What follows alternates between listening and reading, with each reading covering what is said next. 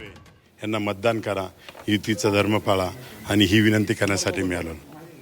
यामध्ये त्यांचे बंधू देखील निवडणुकीच्या रिंगणात आहेत. तुम्ही म्हणालात की ते तुमचे भाऊ आहेत. पारिवारिक संबंध थेट निवडणुकीच्या रिंगणात आले, त्यामुळे वेगळी चर्चा या सगळ्या निमित्तानं सुरू झाली. नाही, मुळात गोकुळ सुद्धा माझा छोटा बंधूच आहे. त्याच्याशी सुद्धा मी विनंती करणार आहे का महायुतीची उमेदवारी नरेंद्र राणे यांना मिळालेली, तूही मदत कर आणि याचा निर्णय तो घेईल. पण मागच्या 3 ते 4 दिवसापासून अगदी मंत्री गिरीश महाजन असतील, उदय सामंत असतील, दादा भुसे असतील, सर्वांनी गोकुळ गीते यांची भेट घेतली, त्यांची मनधरणी करण्याचा प्रयत्न केला. मात्र तरी देखील ते निवडणूक लढवण्यावर ठाम आहे.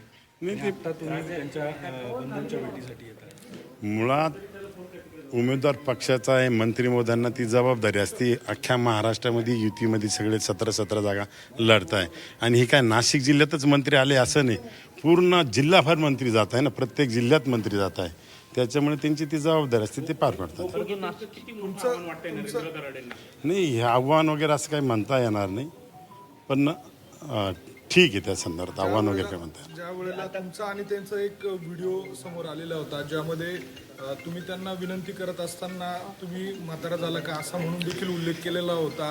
त्याचा नेमका काय अर्थ होता? नाही, कसं आपण सर्व मराठी भाषा आहे, कशी वाकवली तशी आहे. आपण सहज पोराला म्हणतो, कोणाला म्हणतो, बाबा तुझं कुठं वय झालंय का, होईल पुढं मिळणार आहे, अशा भाषेत आमचं टोनिंग नेहमी चालत असतं. हे काय आजच नाही, पण सहज कोणी अनावधानाने ते व्हायरल केलेलं, त्याचा गोकुळचा याच्यात काही संबंध नाही. दराडे साहेब मात्र आपण जर बघितलं असेल तर माघारीच्या दिवशी अक्षरशः गोकुळ गीते यांनी माध्यमांसमोर किंवा फोन कॉलवर सांगितलं होतं का दराडेच्या समर्थकांकडनं त्यांचा बाप काढण्यात येतोय, माग घ्यावा लागेल असं पद्धतीने. हे बघा, राजकारणामध्ये कोणीतरी विरोधक असतं, हे आपसात लावून देण्याचा प्रकार आहे.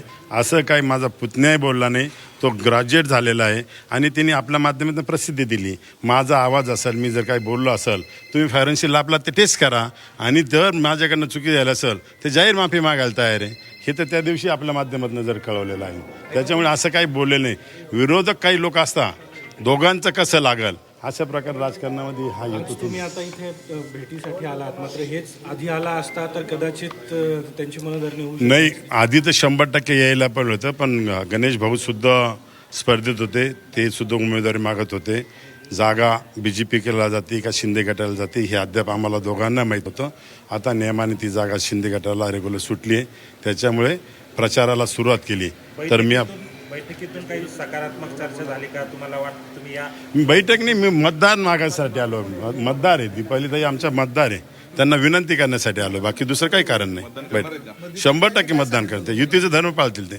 त्यांनी स्पष्ट सांगितलं युतीचा धर्म पाळणारे माझ्याबरोबर ते राहणार आहे. ऐका ना, आता गणेश भाऊंशी तुमची भेट झाली, भेटीमध्ये नेमकं काय काय चर्चा झाली? नाही, चर्चा कोणतीच चर्चा झाली, फक्त सांगितलं का बा नरेंद्र राणे आता फायनल उमेदवार झाले, आम्हाला मदत करा ही विनंती करण्यासाठी. तुम्ही गोकुळ गीते मग तुम्ही गोकुळ गीतेची माघार घ्यावी याबाबत त्यांना बोलूच नाही, म्हणजे तुम्हाला मी गोकुळ भाऊंना सुद्धा भेटणार आहे ना, मी भेटणार आहे त्यांना सुद्धा, त्यांना विनंती करणार आहे, करणार आहे विनंती त्यांना.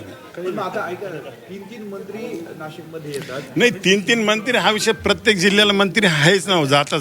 तुम्ही आवरा संभाजीनगरला गेला तर तीच परिस्थिती, ठाण्याला गेला तीच परिस्थिती. मंत्री आहे तर त्यांची जबाबदारी, पक्षाचं काम करणं, युतीचं काम करणं ही मंत्र्यांची जबाबदारी आहे ना. पण विषय असा आहे